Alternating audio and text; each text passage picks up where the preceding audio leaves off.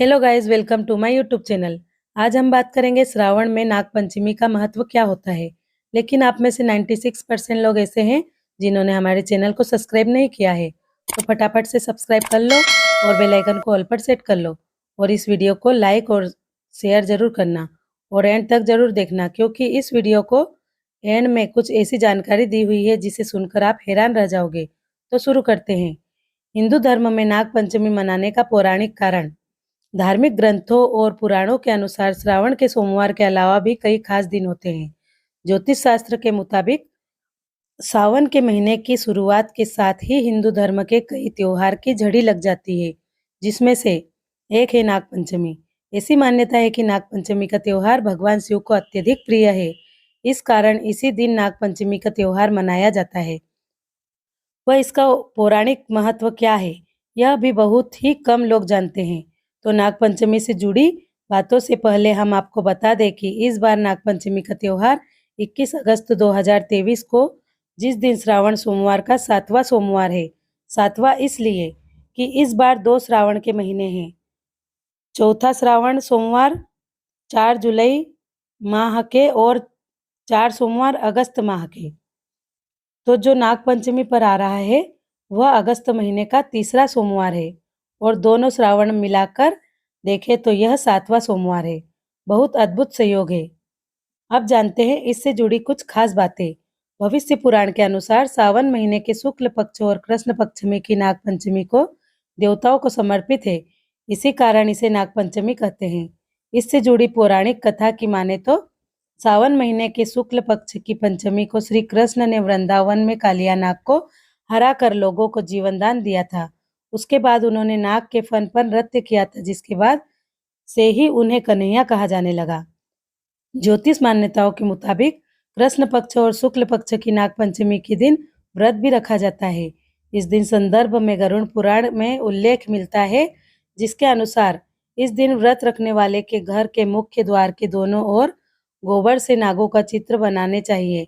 फिर फूल, खीर, दूध, धूप, दीप आदि से उनकी पूजा करें और पूजा के बाद अन्य लोगों में भुने हुए चने व जौ का प्रसाद बांट दिया जाता है। कहते हैं इस दिन नाग देवताओं की पूजा करने से काल सर्प दोष दूर होता है।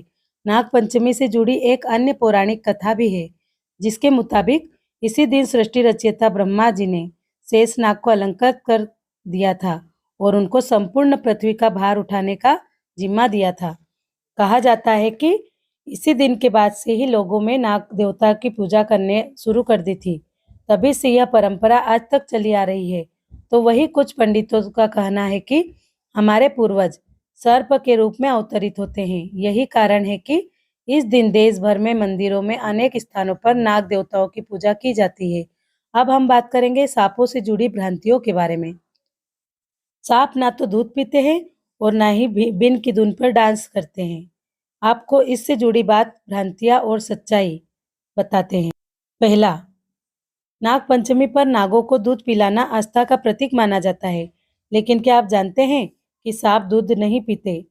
जी हाँ, विज्ञान के अनुसार सांप एक मांसाहारी जीव है, जिसका आहार मेंढक, चूहा तथा पक्षियों के अंडे होते हैं। सपेरे द्वारा नागों को कई दिनों तक भूखा प्यासा रखा जाता है और जब उसे दूध पिलाया जाता है तो वह पी लेता है। कई बार दूध सांप के फेफड़ों में घुस जाता है और उसे निमोनिया हो जाता है। विशेषज्ञों की माने तो दूध पीने से सांप की मौत तक हो जाती है। फिर भी अंधविश्वास में आकर हम उन्हें दूध पिलाते हैं।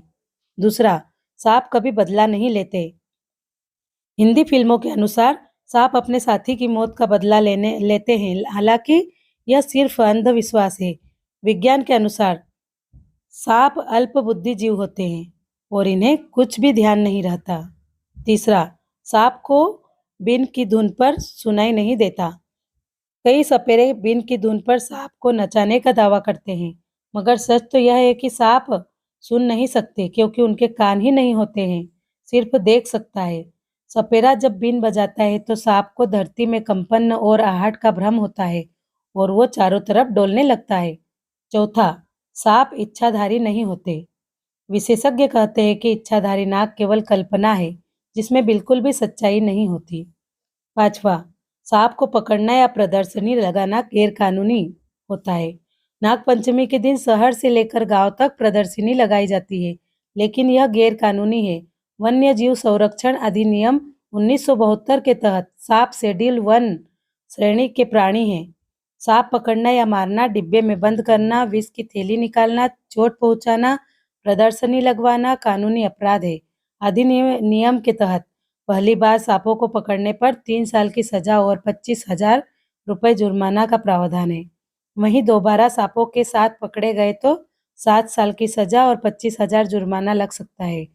तो जानकारी अच्छी लगी हो तो ज़्यादा से ज़्यादा शेयर करें। धन्यवाद।